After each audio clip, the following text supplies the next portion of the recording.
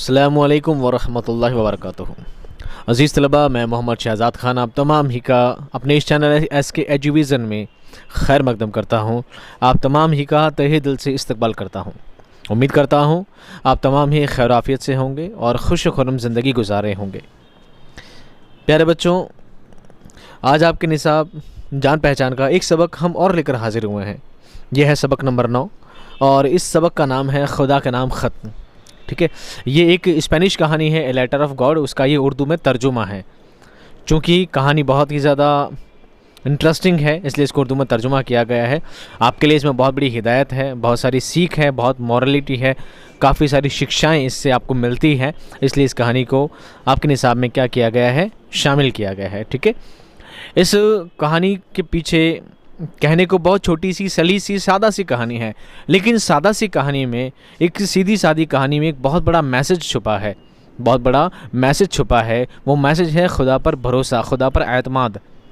इंसान को खुदा पर ईमान लाने के बाद खुदा पर ईमान रखने से क्या फ़ायदा होता है, क्या उसे दुनिया में मिलता है, क्या उसे आखिरत में मिलता है। एक इंसान को खुदा पर कितना भरोसा रखना चाहिए, कितना उसको खुदा पर ईमान रखना चाहिए, ये सब बातें आपको इस कहानी में जानने को मिलेंगी। ठीक है, खैर हम आपको ज़्यादा वक्त आपका नहीं लेंगे, डिटेल में जाकर कहानी पढ़ते जाएंगे और आपको सब बातें समझाते चले जाएंगे।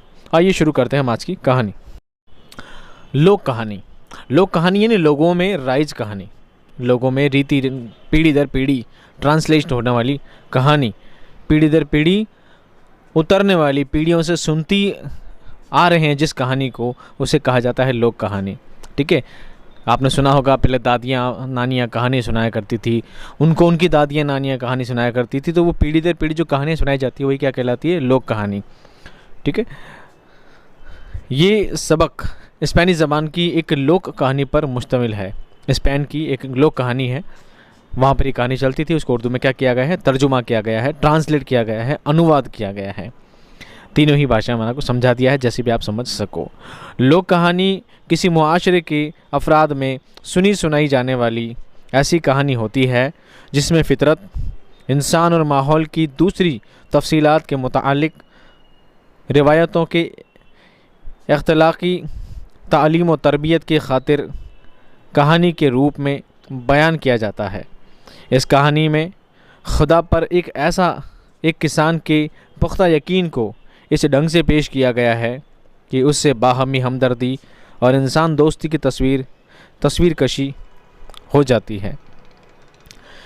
ठीक है, यहाँ से आपको समझ में आ गया होगा लोक कहानी किसे कहते हैं। वो पीढ़ी दर पीढ़ी जो एक समाज में, एक मुआशरे में जो कहानी कही जाती है, जिससे समाज की क्या की जाए, तरबियत की जाए, समाज को एक मॉरलिटी दी जाए, उसे शिक्षा दी जाए, समाज को एक अच्छी राह पर लाया जाए, उसके लिए जो कहानियाँ सुनाई जाती हैं उन किस्सों कहानियों को ही क्या कहा जाता है, लोक कहानी कहा जाता है। यहाँ पर जो आपको सबक दिया गया है खुदा के नाम ख़त, ये क्या है, एक किसान की कहानी है कि उस किसान ने क्या किया, खुदा को ख़त लिखा। और उस ख़त के बाद में क्या होता है कहानी में हम आगे पढ़ेंगे। और इस कहानी के ज़रिए हमें हमदर्दी, एक इंसान के दूसरे इंसान से जो हमदर्दी होनी चाहिए, एक इंसान को दूसरे इंसान का जो दर्द समझना चाहिए, वो सब बातें आपको इसमें पता चलेंगी। ठीक है, शुरू करते हैं कहानी को। कहानी बहुत सादा और सरल है, इसलिए हर एक एक वर्ड का मतलब आपको बताना दुरुस्त नहीं होगा। डायरेक्टली आप कहानी पढ़ के भी इस बात को समझ सकते हैं। कहानी का नाम है खुदा के नाम ख़त। उस वादी का इकलौता मकान एक छोटी सी चट्टान के ऊपर बना हुआ था।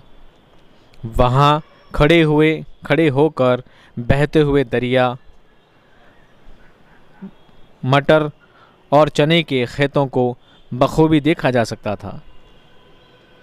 ये खेत बड़ी उम्दा फसल देते थे और उन्हें जिस चीज़ की बेहद ज़रूरत थी वो बारिश थी।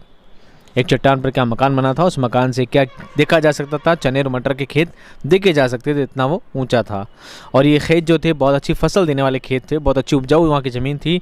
लेकिन इस खेत को क्या चाहिए, बारिश की क्या है, बहुत ज़रूरत है। उसी से आगे फसल क्या होगी, परवान चढ़ेगी, तरक्की पाएगी, फसल में पैदावार अच्छी होगी। लिंशु इस कहानी का मेन किरदार है। कौन है, लिंशु। लिंशु अपनी ज़मीन और खेतों के चप्पे चप्पे से वाकिफ़ था, यानी हर एक कोने कोने से क्या था, वाकिफ़ था, जानकार था।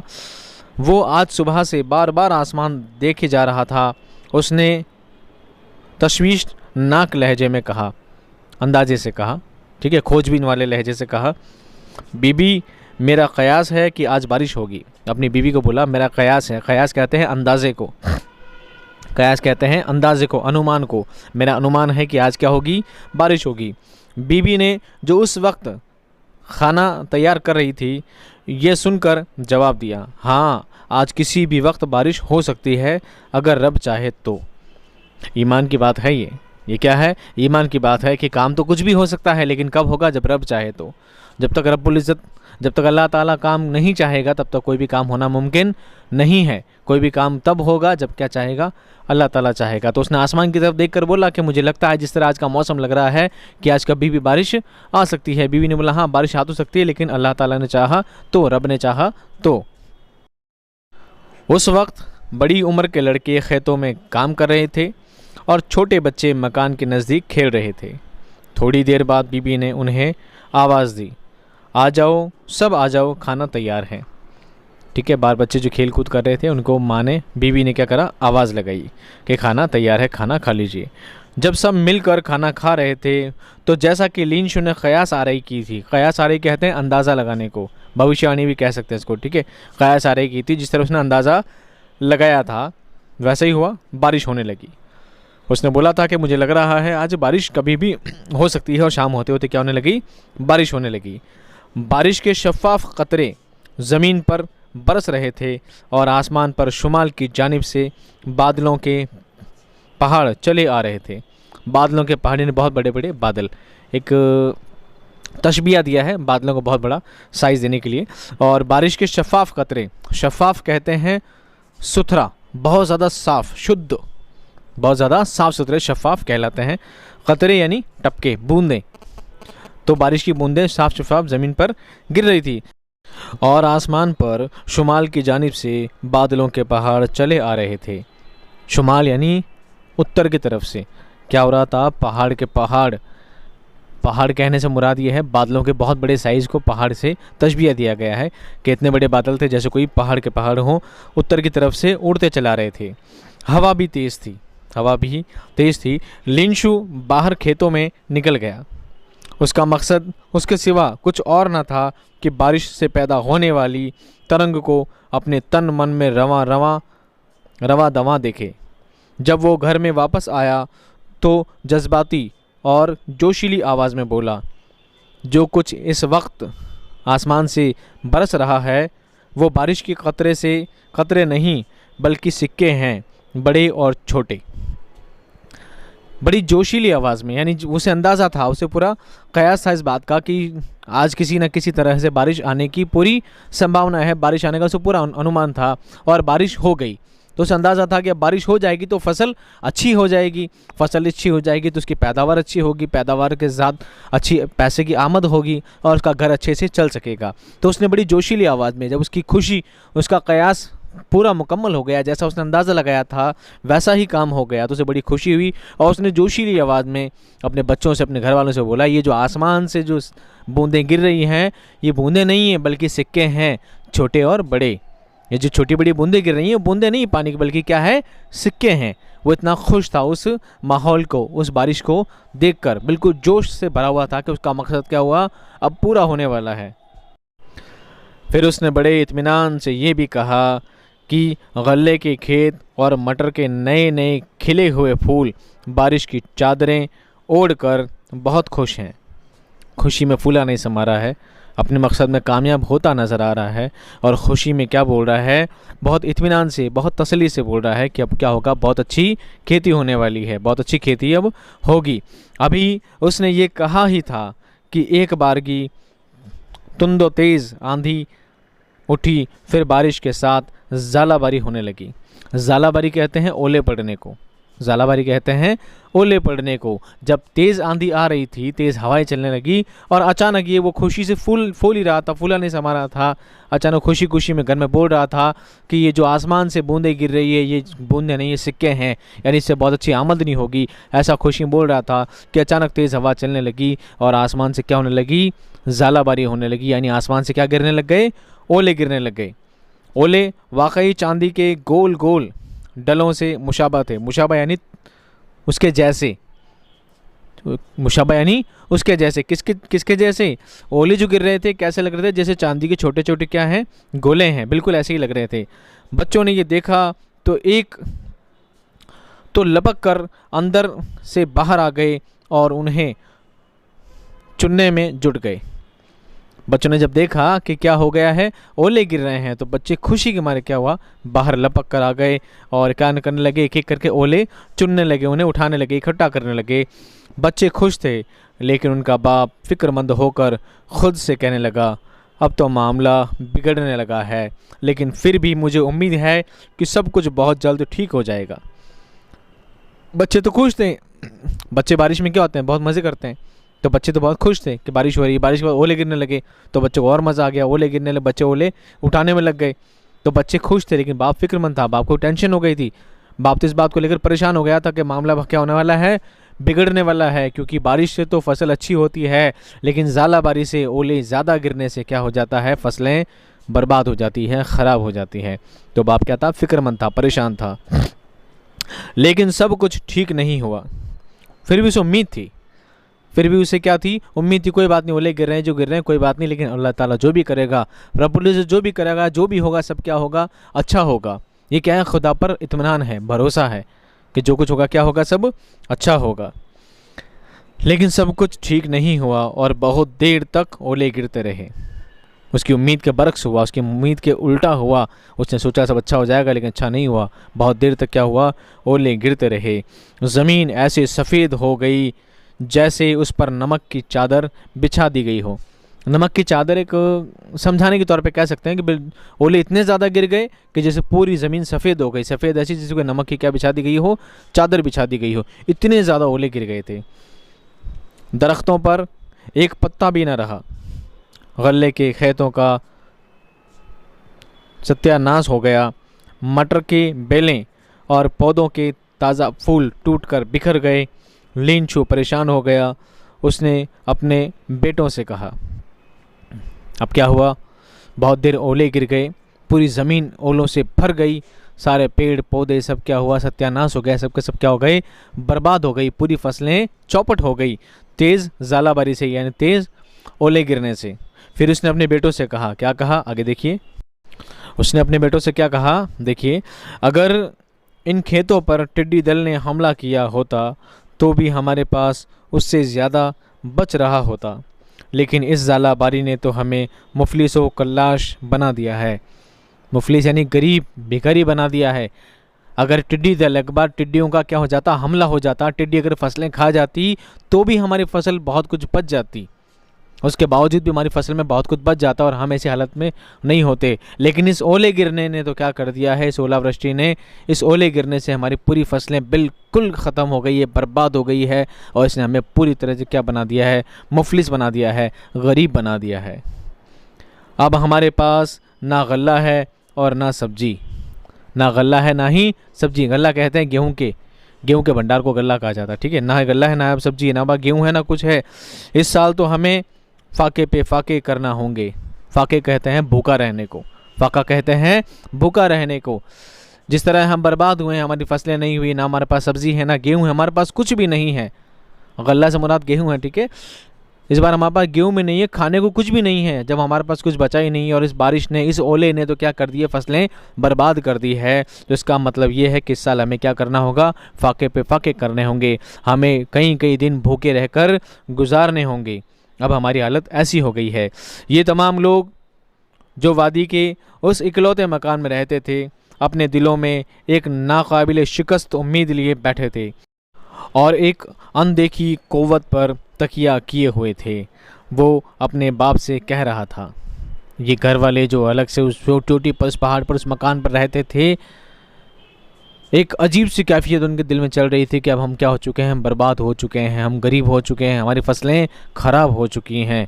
कुछ ऐसी ही गमनाक हालत में पूरा परिवार डूब गया था। वो अपने बाप से कह रहा था। बच्चा क्या कह रहा था, देखिए, दिल छोटा मत करो, हिम्मत मत हारो। किसने बोला? देखिए, किसी के साथ कुछ बुरा हादसा हो जाता है, किसी के साथ कुछ बुरी चीज़ पेश हो जाती है, तो हम उसे दिलासा देने के लिए, तसल्ली देने के लिए उसे यही कहते हैं, उसे इत्मीनान बख्शने के लिए कहते हैं कि ठीक है, हौसला मत हारो, हिम्मत रखो, जो हुआ अल्लाह की मर्ज़ी, जो हुआ क्या है, रब की मर्जी है, हौसला रखो, हिम्मत मत हारो, यही बात उसके बेटे ने कही। उसमें कोई शक नहीं कि सब कुछ तबाह हो गया है, लेकिन याद रखो कि भूख से कोई नहीं मरता। ये बोलने लगा कि इसमें कोई शक नहीं है, इसमें कोई शक नहीं कि हम बर्बाद हो गए, हम गरीब हो गए, ये बात सच है, लेकिन ये बात भी सच है कि भूख से कोई मरता नहीं है। लिंशु के तमाम ख्यालात अपनी आखिरी उम्मीद यानी आसमानी इमदाद के गिर्द घूमते रहे। इमदाद कहते हैं मदद को, इमदाद कहते हैं मदद को, आसमानी यानी आसमान से की हुई मदद। लिंशु का अब भी यकीन था कि आसमान की तरफ से मदद आएगी। आसमान से मतलब खुदा ही मदद, आसमान क्या मदद करेगा, आसमान मदद करने के लिए सिर्फ खुदा की ज़ात है। इंसान की मदद करने का काम सिर्फ और सिर्फ खुदा की ज़ात है, खुदा के सिवा कोई किसी की मदद नहीं कर सकता। इस दुनिया में जब भी कोई किसी की मदद करता है तो कहीं ना कहीं वो एहसान जताता है, वो उस मदद से उसका कुछ बदला चाहता है। एक खुदा की ज़ात है जो इंसान से कभी किसी चीज़ का बदला नहीं चाहती, वो अपने बंदों से मोहब्बत करता है और हर तरह से उसकी मदद के लिए हमेशा तैयार रहता है। बस बंदों का काम है कि उस पर ईमान लाएं, उस रब पर ईमान लाएं और उस पर क्या रखें, भरोसा रखें कि वही है जो हमारी मदद हर हाल में करेगा। आगे देखिए, उसको बचपन ही से ये तालीम दी गई थी कि सबका पालनहार बड़ा रहीम और करीम है, इंसान के दिल की गहराइयों की बात जानता है। उसको बचपन से ही उसके घर वालों ने और सभी ने ये तालीम दी थी कि सबका पालनहार, इंसान को ये नहीं सोचना चाहिए कि मैं कमाता हूँ, मैं काम करता हूँ, मैं ही घर चलाता हूँ, मैं ही परिवार पालता हूँ। नहीं, एक इंसान का परिवार चलाने का ज़िम्मा खुदा रब्बुल इज़्ज़त का है। ठीक है, इंसान चाह कर भी किसी का पेट नहीं भर सकता जब तक खुदा ना चाहे। तो उसे बचपन से ही यही शिक्षा, यही तालीम दी गई थी कि सबका पालनहार, सबकी मदद करने वाला, सबको पालने वाला बड़ा रहीम है, बड़ा करीम है, जो दिल की गहराइयों की बात भी जानता है। बेशक खुदा रब्बुल इज़्ज़त इंसान के रगे जान से भी ज़्यादा क्या है, करीब है। वो इंसान की हर दुख तकलीफ़ को बेहतर जानता है और बेशक वो सब कुछ जानने वाला है। लिंशु अपने खेतों में बेल की तरह काम करता था, वो कुछ लिखना पढ़ना भी जानता था। आइंदा इतवार तक उसने अपने आप को इस बात का ये पुख्ता यकीन दिला दिया कि एक अनदेखी मुहाफिज हस्ती मौजूद है। वो खेतीबाड़ी करता था, बेल की तरह काम करता है, यानी बैल की तरह मजबूत आदमी था। दिन भर खेत में बड़ी मजबूती के साथ, हिम्मत के साथ काम किया करता था। उसके बावजूद वो थोड़ा बहुत पढ़ा लिखा भी था। क्या था? थोड़ा पढ़ा लिखा भी था, थोड़ा समझदार भी था, थोड़ा लिखना पढ़ना जानता था। और उसने ये उम्मीद दिलाई, अपने आप को इस बात पर का पूरा यकीन दिलाया कि एक अनदेखी मुहाफिज हस्ती, अनदेखी एक ऐसी हस्ती जो अनदेखी है, जिसे कभी देखा नहीं गया हो। मुहाफिज यानी हिफाजत करने वाली, एक ऐसी हस्ती है जिसे आज तक देखा नहीं गया है। एक ऐसी हिफाजत करने वाली, एक ऐसी हिफाजत करने वाली हस्ती भी है। वो मेरी हिफाजत करेगी, इस हाल में भी मेरी क्या करेगी, हिफाजत करेगी। वो हस्ती कोई और नहीं, रब ताला है, जो इंसान के हर हाल में उसकी क्या करती है, ये हस्ती उसके इंसान की हिफाजत करती है। उसके यकीन के बाद उसने खुदा के नाम एक ख़त लिखना शुरू किया। अब उसने यकीन किया कि मेरी दरियाफ्त, मेरी इस परेशानी का हल, मेरी तकलीफ़ का मददगार सिर्फ़ और सिर्फ खुदा रब्बुल इज़्ज़त है। और एक वही है जो मेरी दरियाफ्त सुन सकता है, मेरी पुकार सुन सकता है। एक वही है जो मेरी इस मुसीबत में, मेरी इस मुश्किल घड़ी में मेरी क्या कर सकता है, मदद कर सकता है। तो वो क्या करना शुरू किया, उसने खुदा के नाम पे ख़त लिखना शुरू किया। यहीं से कहानी का मेन टॉपिक स्टार्ट होता है। अब उसने क्या किया है, खुदा के नाम क्या करना शुरू किया है, ख़त लिखना शुरू किया है। अब ख़त किस तरह लिखा जा रहा है, ख़त में क्या मैटर लिखा जाता है, उसको आप ध्यान से समाअत फरमाएं। देखिए क्या लिखा है, या रब्बी, सबसे ऊपर लिखा है या रब्बी, या रब, ऐ मेरे रब मुझे पालने वाले। या रब्बी, अगर तूने मेरी मदद नहीं की तो मैं और मेरा कुनबा इस साल फाकों का शिकार हो जाएगा। अगर तूने मेरी मदद नहीं की तो मेरा कुनबा, मेरा काफ़िला, मेरा कबीला क्या हो जाएगा, भूख का शिकार हो जाएगा, सब भूखे मर जाएंगे। इस वक्त 100 रुपयों की अशद ज़रूरत है ताकि मैं खेतों की हालत दोबारा ठीक कर सकूं और उनमें बुवाई कर सकूं और नई फसल की कटाई तक ज़िंदा भी रह सकूं, क्योंकि ज़ालाबारी ने सारी फसल तबाह कर दी है। लिफाफे पर पते की जगह उसने ये अल्फाज लिखे, यह ख़त खुदा को मिले। ठीक है, जो हालात उसके साथ पेश आए थे, जिस वजह से वो परेशान था, जिस वजह से उसको ये तकलीफ़ आन पड़ी थी, उसने वो सभी बात किसे, खुदा को लिख दी कि ज़ालाबारी की वजह से मेरी फसलें बर्बाद हो चुकी है और मैं बहुत ज़्यादा परेशान हूँ, और ऐसी हालत में क्या होगा, मैं और मेरा कुंबा क्या हो जाएगा, पूरा भूखा मर जाएगा। तो इसलिए मुझे 100 रुपये की सख्त ज़रूरत है ताकि मैं अपने खेतों की हालत वापस सही कर सकूँ, और जब तक वापस नई फसल पैदा हो, जब तक फसलों की कटाई हो, तब तक ज़िंदा भी रह सकूँ। कुछ खाने पीने की मुझे क्या रहेगी, ज़रूरत रहेगी। 100 रुपये की मुझे क्या है, सख्त ज़रूरत है।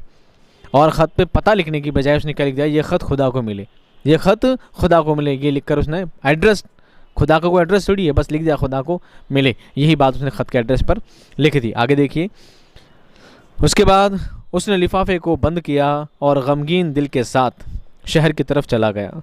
डाक खाने पहुँच कर उसने टिकट खरीदे, लिफाफे पर चिपकाए और लिफाफा सुपुर्द डाक कर दिया।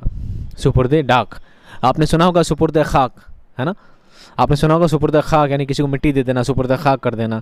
इसने कर दिया सुपुर्द डाक, यानी डाक खानों के हवाले कर दिया। गया, ख़त लिखा, ख़त को फोल्ड किया, उस पर टिकट चिपकाया, टिकट चिपकाने के बाद डाक वालों को दे दिया। उस पर एड्रेस क्या लिखा था, ये ख़त कैसे मिले, ये ख़त मिले खुदा को। उस डाक खाने के एक डाकिये ने, जो खतूत की तकसीम के साथ उनकी छटाई का काम किया करता था, हंसते हुए ये लिफाफा अपने अफसर को पेश कर दिया। उसका एक डाकिया था जो क्या करता था, जो खतूत को, यानी ख़त की जमा है खतूत, ख़त की जमा खतूत, खतूत को क्या करता था, तकसीम करता था, यानी बांटा करता था और ख़तों की छटाई किया करता था। ठीक है, ये उसका काम था। तो उसने हंसते हंसते ये वाला ख़त अपने अफसर को क्या पकड़ा दिया। उसे हंसी आ रही थी, ऐसा भी कोई ख़त होता है क्या, ऐसा भी कोई ख़त होता है कि जिस पर एड्रेस नहीं बल्कि लिखा है खुदा को मिले। अपनी सारी मुलाजमत के दौरान, मुलाजमत नौकरी, अपनी नौकरी के टाइम में, अपनी मुलाजमत के दौरान उसने इस पते पर कभी डाक नहीं पहुंचाई थी। उसको जितना भी टाइम हुआ था नौकरी करते हुए, उसने इस पते पर आज तक कोई भी चिट्ठी, कोई ख़त नहीं पहुंचाया था। पोस्ट मास्टर एक खुश मिजाज और दर्दमंद दिल का आदमी था, और वो भी उस लिफाफे को देखकर बेइख्तियार हंसने लगा। लेकिन कहों के दरमियान वो यकबारगी खामोश और संजीदा हो गया। उसने लिफाफा मेज़ पर रख दिया और कहने लगा, एक बार तो उसने भी ख़त देखा और ख़त पर लिखा था ये ख़त खुदा को मिले। तो ये देखकर उसे क्या हंसी आ गई, वो भी हंसने लगा, हंसते हंसते कहे लगाने लगा, यानी ज़ोर ज़ोर से हंसने लगा। और हंसते हंसते अचानक उसके जहन में एक बात आई और वो अचानक खामोश हो गया, संजीदा हो गया, बहुत ज़्यादा गंभीर हो गया और कहने लगा, क्या कहने लगा, वाह वाह क्या पुख्ता ईमान है, काश मुझे भी ऐसा ईमान नसीब होता और मैं भी ऐसे ही यकीन का हामिल होता।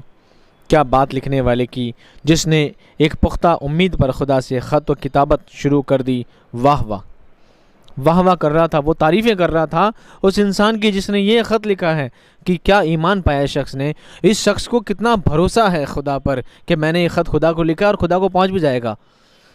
सोचिए, मजाक लगता है ना, बिल्कुल मजाक लगता है, हंसने वाली बात लगती है। तो एक बार हंस पड़े कि खुदा को ख़त पहुंचेगा, लेकिन दूसरी तरफ बंदा हंसते हंसते इस बात पर संजीदा हो गया, गंभीर हो गया कि इस शख्स का ईमान देखिए, इस शख्स का ईमान देखिए, इस बंदे ने खुदा पर ईमान इसका इतना पुख्ता है कि इसने ये सोचा कि मैं जो ख़त लिख रहा हूँ ये ख़त खुदा को मिल भी जाएगा, खुदा तक पहुँच भी जाएगा।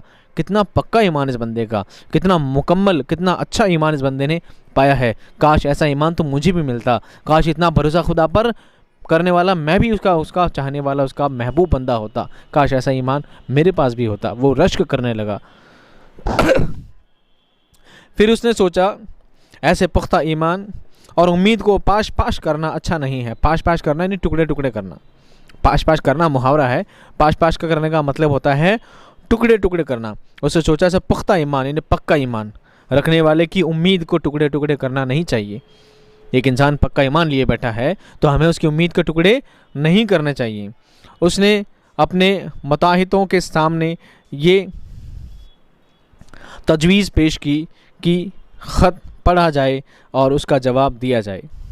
उसने सोचा कि उसने खुदा के नाम ख़त लिखा है, खुदा से ख़तो किताबत का उसने सिलसिला कायम किया है। उसने ये सोचा है कि मैंने ख़त लिखा है और ख़त खुदा को पहुँचेगा और खुदा इस ख़त को पढ़ेगा और जवाब देगा, और अगर उसको कोई जवाब नहीं मिलेगा ख़त का तो उसकी उम्मीद टूट जाएगी, उसकी उम्मीद टूट जाएगी। तो हमें उसकी उम्मीद बनाए रखनी है, हमें एक पक्के ईमान वाले शख्स की उम्मीद को तोड़ना नहीं चाहिए, उसके टुकड़े टुकड़े नहीं करने चाहिए। तो उसने अपने मुताहिदों यानी साथ वालों को, कलीग्स को बोला कि ऐसा करिए, इस खत को क्या करिए, खोलिए, हम इस खत को पढ़ेंगे कि इसमें क्या लिखा है। जब लिफाफा चाक किया और ख़त पढ़ा तब अंदाज़ा हुआ कि इस ख़त का जवाब कागज़, कलम, दवात, रोशनाई, दर्दमंदी और नेक दिली से कुछ ज़्यादा का तलबगार है। उसने अपने मातहतों के को सारी बात बताकर चंदे की दरख्वास्त की और ख़ुद भी एक अच्छी खासी रकम पेश की। उसके अमले ने उस कार खैर में सब हस्ब तौफीक हाथ बटाया। देखिए उसने क्या किया, उसने अपने सारे मताहितों को यानी साथ वाले काम करने वालों को सबको बोला कि हमें इसकी उम्मीद को तोड़ना नहीं चाहिए, हमें इस पक्के ईमान वाले इंसान की उम्मीद को तोड़ना नहीं चाहिए, हमें इसकी उम्मीद को बनाए रखना है, हमें इसकी उम्मीद को क्या करना है, बनाए रखना है। तो ख़त को खोला जाए। उसने ख़त को पढ़ा और ख़त को पढ़ने के बाद उसे पता लग गया कि इसके साथ ये माजरा पेश आया है। अब उस ख़त का जो जवाब था वो जवाब सिर्फ ऐसा नहीं था कि वापस ख़त के बदले कोई ख़त लिख दिया जाए कि खुदा में कोई तकलीफ़ में हूँ, मेरी मदद की जाए। तो उसने ऐसा नहीं था कि कोई जवाब लिख दिया जाए, ख़त खोला जाए और उसको वापस कोई ना कोई बात जवाब में लिख दी जाए कि हाँ अल्लाह तेरा भला करेगा, अल्लाह तुझे खुश रखेगा। ऐसा जवाब की ज़रूरत नहीं थी, बल्कि जवाब से ज़्यादा भी उसे कुछ चाहिए था। उसे क्या चाहिए था? उसे चाहिए थे 100 रुपये। उसे क्या चाहिए थे? 100 रुपये, जो उसकी हालत को क्या कर सके, वापस सुधार सके। तो उसने क्या किया, उसने सारी बात अपने मताहितों को, अपने साथ वालों को, अपने कलीग्स को सारी बातें उसने बताई कि ऐसा ऐसा मामला है और इस बंदे को ऐसी 100 रुपये की क्या है, सख्त ज़रूरत है। तो क्यों ना हम सभी मिलकर क्या करें, उसकी मदद करें और उसकी उम्मीद को बनाए रखें, उसकी उम्मीद को बनाए रखें। तो उसने सभी से चंदे की क्या की डिमांड की कि सभी थोड़ा थोड़ा पैसा क्या करें, कंट्रीब्यूट करें। और उसने खुद ने भी अच्छी खासी रकम दी, सबसे ज़्यादा ही पैसे दिए उसने, और कोशिश की कि उसकी उम्मीद क्या है, बर आए, उसको ख़त का जवाब वापस मिल सके। आगे देखिए, लिन शो ने जिस कदर रकम तलब की थी उतनी तो जमा ना हो सकी, फिर भी उसके नसब से कुछ ज़्यादा का इंतज़ाम हो गया। जितनी उसने डिमांड की थी, उसने डिमांड की थी 100 रुपये की, तो 100 रुपये तो पूरे नहीं हो पाए। सब ने थोड़ा थोड़ा करके चंदा इकट्ठा किया, लेकिन 100 रुपये तो नहीं हो पाए। जितनी रकम की उसको ज़रूरत थी उतने तो इकट्ठे नहीं हो पाए। लेकिन उसकी नसब से ज़्यादा, उसकी हैसियत से ज़्यादा, इतनी उसकी औकात नहीं थी, उतनी उसकी हैसियत नहीं थी, उसकी हैसियत से काफ़ी अच्छा पैसा वापस फिर भी इकट्ठा हो चुका था, इंतज़ाम हो गया था, अरेंजमेंट हो गया था। पोस्ट मास्टर ने तमाम नोट एक लिफाफे में बंद किए, फिर उस पर लिन शो का पता तहरीर किया और एक चिट्ठी लिखकर लिफाफे में रख दी, जिस पर दुरुस्त ख़त के तौर पर सिर्फ इतना लिखा था, खुदा। एक लिफाफे में सारे नोट इकट्ठे किए और क्या कर दिए गए, पैक कर दिए गए, और एक चिट्ठी, एक ख़त साथ में लिख कर डाल दिया गया। और ख़त में क्या लिखते, आप भी सोचिए, ख़त में क्या जवाब और क्या बातें उसे लिखी जा सकती थी। तो बस ख़त में हस्ब मामूल लिख दिया गया, खुदा के अलावा कुछ नहीं, ताकि उसे एतमाद हो, उसे यकीन हो कि उसका ख़त क्या खुदा के पास पहुंचा है और खुदा ने ही उसके ख़त का क्या दिया है, जवाब दिया है। अगले इतवार को फिर लिन शो डाक खाने में आया और पूछा कि क्या उसके नाम को एक ख़त आया है। पोस्ट मास्टर ने लिन शो का ख़त उसके हवाले किया और उस कार खैर के अंजाम देने पर एक तरह की खुशी महसूस की। अगले इतवार को क्या हुआ, वापस आया लिन शो और पूछा कि मेरे नाम से कोई ख़त आया है क्या। तो पोस्ट मास्टर ने कहा हाँ आया तो है। उसे ख़त देने के लिए खुशी महसूस कर रहा था कि देखो ये बंदा कितना खुश होगा जब इसको पता लगेगा कि इसका काम बन गया है, इसका काम तो हो गया है। वो अंदर अंदर बहुत खुशी महसूस कर रहा था। कौन? Post master. उसके बाद वो दरवाज़े की दराज से लिन शो की कैफियत देखने लगा। दरवाजे की दराज, इन दरवाजे के किनारे खड़ा होकर क्या देखने लगा कि ये ख़त लेकर जाएगा और खोल कर देखेगा तो ये कितना खुश होगा, मैं ये देखना चाहता हूँ। तो वो देखने लगा। उसने देखा कि नोट पाकर लिन शो को कोई हैरत नहीं हुई। उसको तो जैसे इस बात का पुख्ता यकीन था कि ये रकम तो उसको मिलने ही वाली है। फिर जब उसने रकम गिन ली तो बिगड़ गया और बड़बड़ाने लगा। वो सोच रहा था कि जब उसे ये नोट मिलेंगे, जब उसे पैसे मिलेंगे तो ये क्या होगा, वो बंदा, वो किसान क्या होगा, बहुत खुश होगा। मैं उसकी खुशी देखना चाहता हूँ। वो तो इस खुशी के चक्कर में दरवाजे खड़ा देख रहा था। लेकिन उसने देखा कि उसने लिफाफे से नोट निकाले और नोट निकालने के बाद कोई उसके चेहरे पे कोई खुशी दिखाई नहीं दे रही थी, बल्कि नोट निकालने के बाद वो तो बड़बड़ाने लगा, कुछ अड़बड़ सड़बड़ कुछ बोलने लगा, कुछ बुरा भला कहने लगा। और ये बात देखकर वो हैरत में था कि इससे तो ऐसा लग रहा है जैसे ये पैसे मिलने ही वाले थे। उसकी शक्ल से, उसके व्यवहार से, उसके नेचर तो ऐसा लग रहा था जैसे उसको पैसे मिलने ही वाले हैं। तो उसके चेहरे पर कोई खास खुशी नहीं थी। जैसे मैं इस बात को ऐसे समझाना चाहूँगा, आप किसी सड़क से गुजर रहे हैं, आप किसी सड़क से गुजर रहे हैं और अचानक आपके हाथ में 500 रुपये का कोई नोट सड़क पर मिल जाता है। आपने फट से उठाया, बताओ आपके चेहरे पे खुशी होगी कम होगा? जाहिर सी बात है आपके चेहरे पे खुशी होगी। 500 रुपये अचानक से मिल जाएं तो खुशी का ठिकाना ही नहीं। आज तो 500 रुपये मिल गए, मज़ा आ गया, और ये और वो, खुशी का ठिकाना है। लेकिन अगर आपको एटीएम दे दिया जाए, अगर आपको एटीएम दे दिया जाए और आप एटीएम मशीन में जाएंगे, एटीएम को स्वाइप करेंगे और एटीएम स्वाइप करके आपको 10,000 रुपये उसमें निकाल, आपने बटन स्वाइप किए और बटन प्रेस किए और 10,000 रुपये आपके हाथ में आ गए, तो बताओ वो 10,000 रुपये पाकर हाथ में आपको खुशी होगी क्या? अरे नहीं होगी। पैसे अपने ही पैसे मिलने ही अपने को, तो हमने एटीएम डाला है तभी तो पैसे आए हैं। समझ में आई बात? तो वो 500 रुपये पाकर तो बहुत खुशी है, 10,000 पाकर खुशी नहीं है। क्यों खुशी नहीं है? वो पैसे अपने ही है। तो यही यकीन, कुछ ऐसा ही सिलसिला उस किसान के साथ था। उसके चेहरे पर कोई खुशी नहीं थी। ऐसा लग रहा था ये पैसे उसी के थे, उसको तो मिलने ही थे। उसने खुदा को अर्जी लिखी और खुदा पैसे देगा, यानी बैंक में उसने कोई चेक लगाया और पैसे तो आने ही थे। उसको तो ऐसा लग रहा है बिल्कुल। उसके चेहरे पे खुशी नहीं, बल्कि कुछ बड़बड़ाने लग गया है। कुछ ऐसी हालत उसके चेहरे पर नज़र आ रही थी। आगे देखिए आगे क्या होता है। अब क्या होता है, वो जो पैसे उसके हाथ में आ जाते हैं, वो नोट गिनता है और नोट गिनने के बाद क्या करता है, बड़बड़ाता है। बड़बड़ाता हुआ बुरा भला कहता हुआ क्या बोलता है, सुनिए। वो कहता है, खुदा ने तो हरगिज़ ऐसी गलती नहीं की होगी और ना उसके पास इस चीज़ की कमी है जो मैंने उससे ख़त के ज़रिए तलब की थी यानी चाही थी, तलब करना नहीं चाहना। वो तो उससे भी ज़्यादा दे सकता है। फिर कुछ सोच कर डाक खाने की खिड़की पर गया, कागज़ कलम तलब किया और फिर ख़त लिखने बैठ गया। यानी 100 रुपये उसको पूरे चाहिए थे। उसने ख़त लिखा था कि मुझे 100 रुपये की ज़रूरत है, 100 रुपये पूरे नहीं मिले थे। तो उसने ये बात बोली कि खुदा से गलती नहीं कर सकता, खुदा से मैंने 100 मांगे थे, 100 पूरे आने चाहिए थे, 100 पूरे आए नहीं, कम आए हैं। खुदा तो ऐसी गलती कर ही नहीं सकता, उसके ख़जाने में कोई कमी नहीं है। मैं 100 का 1000 मांगता हूँ, 1000 देता, बल्कि 100 से ज़्यादा दे सकता था। उसके ख़जाने में कोई कमी नहीं है, वो 100 से ज़्यादा दे सकता था। तो उसने मुझे अपनी चाहिए गई रकम से कम क्यों दिए? तो उसने क्या किया, एक ख़त वापस लिखना शुरू कर दिया। वापस वहीं से लेटर लिया, डाकखाने की खिड़की पे गया, लेटर लिया, पेन लाओ, कलम लाओ, ये लाओ, वो लाओ, सब लाओ, वापस लेटर लिखना शुरू कर दिया। ईमान देखिए बंदे का। उसकी पेशानी पर उभरने वाली लकीरें बता रही थी कि वो जुमले बनाने के लिए अपने जहन को बुरी तरह टटोल रहा है। इसी कैफियत में उसने ख़त पे बामुश्किल पूरा क्या हुआ और अच्छी तरह देखभाल के उसे लिफाफे में बंद किया। फिर टिकट ख़रीदा और उसको एक ज़ोरदार मुक्के के साथ बंद किया। समझते हैं, ज़ोरदार मुक्का मार के टिकट चिपकाना। फिर जैसे ही ख़त लेटर बॉक्स में गिरा तो डाकिये ने फ़ौरन ही उसे निकाल लिया। ख़त पढ़ा गया, उसमें लिखा था, या रब्बी। अब देखिए नया लेटर। उसे पहले शिकायत थी, खुदा से गलती नहीं कर सकता, उसने जितने पैसे चाहे थे उतने पैसे उसे मिल सकते थे। बेशक खुदा के ख़जाने में कोई कमी नहीं है, खुदा के ख़जाने में कोई कमी नहीं है, बल्कि जितना चाहा है उससे ज़्यादा दे सकता है। उसके पास सब कुछ है, वो दोनों जहान का, पूरी कायनात का मालिक है। उसके पास सब कुछ है, मैं जो जितना चाहता हूँ उससे ज़्यादा मुझे दे सकता है। पर फिर भी उसको पास क्या मिला, उसको जो रकम उसने चाही थी उससे उसको पैसे क्या मिले, कम मिले।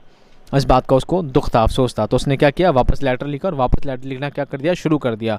दमादम ने उसके चेहरे की लकीरें बता रही थी, यानी बहुत सोच समझ के पूरा ध्यान उसकी तरफ लगा के वो लेटर वापस लिख रहा था जवाब के लिए। ठीक है, जवाब के लिए लेटर लिख रहा था। उसने वापस लेटर लिया, दोबारा लेटर लिखा, टिकट लगाया, मुक्के से बंद किया धमाके के साथ और वापस उस लेटर बॉक्स में क्या कर दिया, डाल दिया। जैसे ही उसने लेटर डाला तो डाकिया यही माजरा देख रहा था कि बंदा भैया खुदा का नाम ख़त लिख रहा है वापस। ठीक है, और एक ख़त उसने भागा गया, उसने खुदा का नाम जो ख़त लिखा था उस ख़त को वापस निकाला और पढ़ने लगा। अब देखिए दोबारा जो ख़त लिखा गया उस ख़त में कितनी काम की बातें लिखी गई हैं, ये आपके लिए बहुत बड़ी नसीहत साबित होंगी। पढ़िए, या रब्बी, जैसा उसने पहले लिखा था। ठीक, या रब्बी, ऐ मेरे रब, जो रकम मैंने तलब की थी उसमें से मुझे सिर्फ़ 70 रुपये ही मिले हैं, बाकी रकम भी फ़ौरन इरसाल करें, मुझे उसकी शदीद तरीन ज़रूरत है। लेकिन अब बाकी रकम डाक के ज़रिए हरगिज़ ना भेजें, क्योंकि इस डाक खाने के मुलाजमीन बेईमान और बद दयानत हैं, यानी उठाई गिरे हैं, बेईमान हैं, बेबद दयानत हैं। ये क्या है? स्पेनी कहानी है। क्या है समझिए आप। उसने वापस खत में क्या लिखा? क्या है? मेरे रब, मैंने तुमसे 100 रुपये मांगे थे, मैंने आपसे 100 रुपये की उम्मीद की थी, 100 रुपये चाहे थे, आपने तो पूरे पैसे भेजे थे, लेकिन क्या हुआ? आप मेरे को तो 70 रुपये मिले, 30 रुपये ये पोस्ट ऑफिस वाले खा गए। पोस्ट ऑफिस वाले क्या है? बेईमान लोग हैं, मेरे पैसे खा गए। हालांकि पोस्ट ऑफिस वाले ने ही उसके लिए पैसे का क्या किया था? इंतज़ाम किया था। तो अब देखो ना, पूरी कहानी से आपको जो मेन बातें याद रखनी है, जो मेन बातें आपको समझनी है, जो ख़ास बातें आपको इस कहानी के ज़रिए बताई गई है।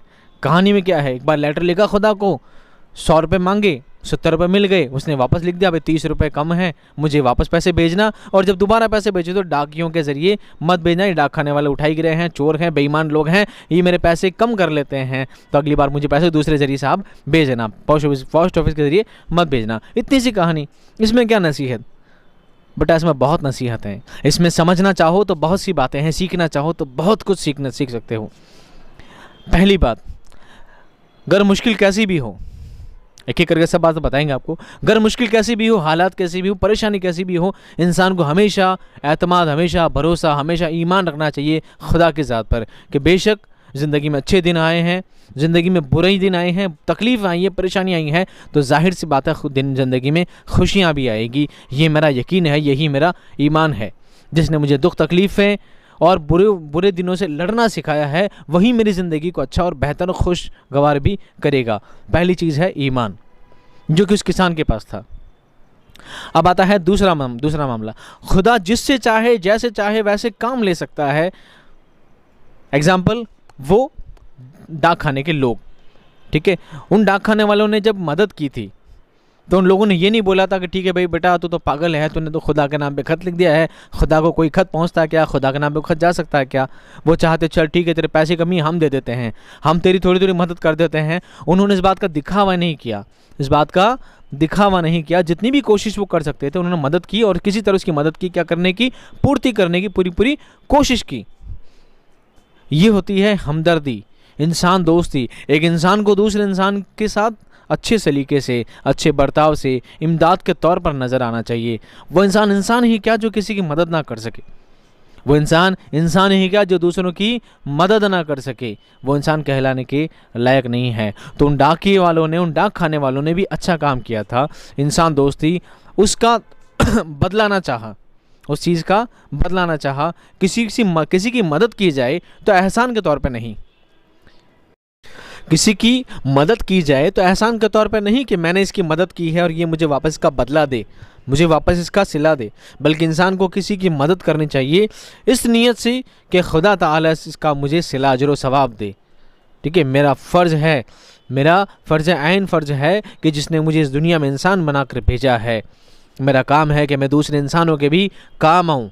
जितना वो मेरे लिए काम आते हैं उतना मैं भी उनके लिए काम आऊँ। आज कोई इंसान तकलीफ़ में है, कोई इंसान परेशानी में है, अगर मैं ही उसकी मदद नहीं करूँगा, अगर मैं इतनी इस्तिताअत रखता हूँ, मैं इतनी हैसियत रखता हूँ कि मैं उसकी मदद कर सकता हूँ, तो मुझे उसकी हर हाल में मदद करनी चाहिए। क्योंकि जो परेशानियाँ, जो तकलीफ़ें आज मेरे साथ, जो परेशानियाँ आज उसके साथ है, क्या पता कल वो परेशानियाँ मेरे सामने भी हो सकती है, वो तकलीफ़ें कल मेरे साथ भी हो सकती है। अगर आज मैं मदद नहीं करूँगा तो कल मेरी मदद कौन करेगा?